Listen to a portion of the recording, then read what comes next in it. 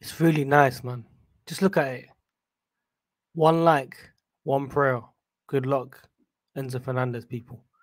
Roll up the likes, subscribe, hit the one notification, tune in daily. We finally got our boy Enzo Fernandez of Chelsea. He'll be wearing the number 5, taking over J5, of course, who has left for Arsenal Football Club, unfortunately. But it is time for a new era. Let's be real, it's time for a new era. I've been saying project, new signings, people need to leave. There were players before J5 that need to leave, but with his contract running out in 6 months' time, it was good business to get at least 12 million. Thank you very much, Arsenal Football Club, for paying basically 1 year's of Enzo Fernandez, man. But yeah, let's get into it, people. Like I said, run up the like, subscribe, hit the notification, all your latest Chelsea news. We finally got our boy, of course, Enzo Fernandez, who'll be wearing the number 5. Now, on important topics that we need to talk about is that 11 a.m. tomorrow, which is on what, Thursday? It's first tomorrow. I'm sure it's Thursday tomorrow. Graham Potter will need to give 3 new choices for the remaining Champions League spots by 11 a.m. So we're talking about João Felix, Noni, of course, Modric, Bardashel. This is a fantastic headache to have. Now, I've not really thought about it in terms of what I would want personally, but I would want all the wingers in the squad 100%. Personally, I want Felix, I want Modric, I want Noni, Maduki, of course. I want these guys in the squad. I know Bardashel has played very, very good, but I feel like yes, Koulibaly has been below par, but I feel like the defense is still good enough to do a job. I think we need new attack. We need new firepower up top. I think that is so crucial. I think making chances, creating chances. I think Enzo Fernandez coming in, of course. What am I talking about? Enzo Fernandez. Oh my days, silly me. Enzo Fernandez has to come in 100%. Felix and Modric for me will be the main 3. See, look, I don't know. I've had a long day, people. Okay, this is straight up one take recording. Okay, no, we don't do no filters out here. We'll be talking about some brown envelopes as well today, which not really surprised, but yeah, we've got important choices to be making tomorrow morning. So yeah, I would go with Modric, Felix, and also Enzo Fernandez. Those are my 3 that I would go with. I think that's the right 3, in my opinion. It would have been nice to have players that leave. You can take their slots as well. I'm seeing mixed opinions, mixed reports, mixed media, but I think this is the official one where we have to select 3. This is like, I don't know if you guys played Championship Manager back in the days. When I was a kid, I was playing Championship Manager when they had the MITRE ball at the front. Old school as a kid, no internet, pure. I remember signing players in January, and you'd actually have to take out 3 players and put in 3 players. That's what I remember. But anyway, enough of me talking about that. Let's see what happens tomorrow. I don't know if I'll be doing a video tomorrow, so you know what? Let's just put the video out there. Now, what I do want to talk about is the times. You guys are brown envelopes. I'm not even joking. Brown envelopes FC. Minerals FC, what it says about brown envelopes, they have started.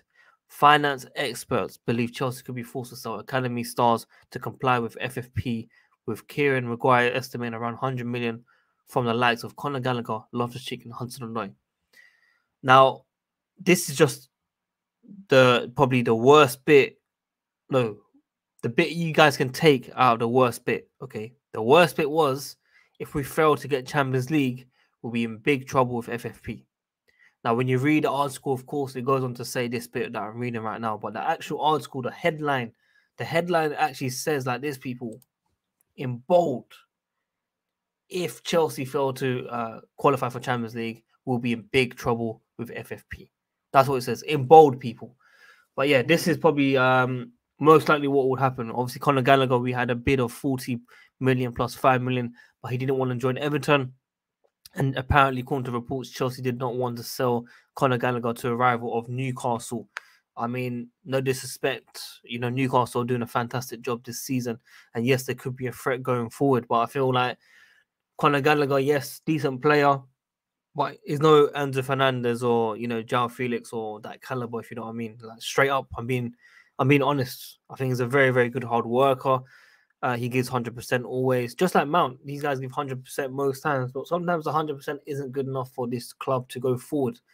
You know, I remember people saying they wanted Gallagher, Rice, and Mount in midfield. Honestly, I'd rather be relegated. I'd rather have Chelsea relegated to the Championship. I'm not even joking.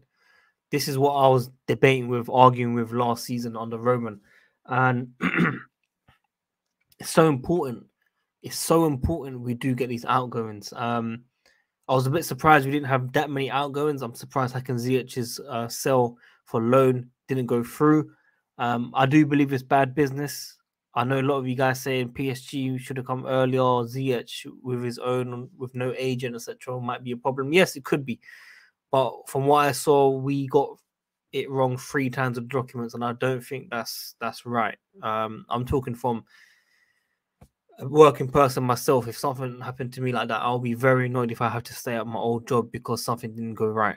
If a transaction didn't go right, so that is how I feel about Hakan Ziyech situation. I know some of you guys saying that it should have been done ages ago. Why does PSG need? Maybe PSG were trying to distract us from the Enzo Fernandez deal. Maybe because the whole board were on this Enzo Fernandez deal, which took quite a long time, but we did get our man in the end. We also had other reports saying Chelsea are set to list the offers for Christian Pulisic, Maciej Kovacic, Kalidou Koulibaly, Aubameyang in the summer, whilst Arsenal are tracking Callum Hudson-Odoi. Imagine Hudson-Odoi turn up at Arsenal and then suddenly turns into, you know, inform Saka or, you know, Martinelli or whoever. I don't know what I'd say because he's done really, really poor at Leverkusen. And maybe that team isn't really good enough, but he should be getting some numbers. I do think he should be getting some numbers. I think his stats in the Premier League have been overstated. I think they're overrated in terms of the criticism that he's got. Many were from the bench, many were from out of position. But still, he needs to improve because since the injury, he just hasn't bounced back. And if Arsenal come in and they offer, 20 million even, I think we basically have to take it. I said players have to leave. It's as simple as that, people. Players have to leave. I've been saying Kovacic unsettled. I would not be surprised if he leaves. People celebrating that Jorginho left and Mount is still here. Guys, it's not a competition. Honestly, it's not a competition. Whoever goes, goes. I said half the squad needs to go. We are getting rid of half the squad at least in the summer, my opinion. So this is one to keep an eye out for sure, man. Koulibaly obviously has been below average this season. He needs more time. And that's someone that we've been linked with since 2016? And we got him 2022 people. So maybe we got him too late. I don't know. That's where we are right now. He needs to do a lot better because Bardashell is doing a lot better. Chelsea could make 2 or 3 signings in the summer with owners deciding Graham Potter needs a full preseason next summer before adding additional pressure. Thiago Silva spoke about new contract. Of course, he wants to stay together. I know the club needs me. I'm here to help. They're the young players. With my experience, I can help rebuilding of the club. He also says about Jorginho, we lost one of the great leaders in the dressing room, a guy who spoke a lot. This gap will remain, but we have to move on. We did not expect him to leave, but it happened. So make up for this in the best possible way. There's also a meetup, coach arrival meetup for the Dortmund game in March. Can't remember what day it was, whether it's 7th, it might be 7th of March, I think it was. Yeah, 7th of March actually, sorry, 8 p.m. Fans are advised to meet on Fulham Road at 5 p.m. ahead of the coach arrival and advised to bring as many people as possible, as well as flares and other material. So Chelsea away fans have sent me this as well, saying let's get together and do that. So if you guys are going to the game, let us know, people, and attend that for sure.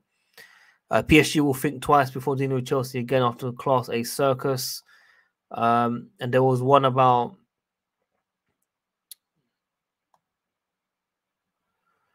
this one was good as well. 8.5-year deal contract over 120 million cost is about 12.3 million. If Chelsea had waited until the summer, then and signed an 18 million midfield on a 5-year deal, it would have worked out to be 14.1. So it makes sense.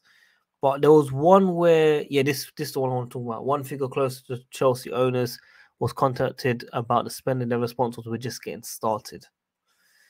So this is, I mean, look, I don't expect this every single window, but I do feel like there might be 1 or 2 signings, especially if we get rid of players. So I'm very impressed with this board, and I feel like it's time. It's time to enjoy this Chelsea squad. I told you guys earlier today, rival fans were crying, but we got our man. Enzo Fernandez, welcome to Chelsea. I wish you the very best at Chelsea Football Club. Make sure you guys like the video, subscribe, hit the notification, tune in daily, comment down below your thoughts, opinions, and I'll see you guys soon. If not tomorrow, we'll be back for the Fulham review. Peace.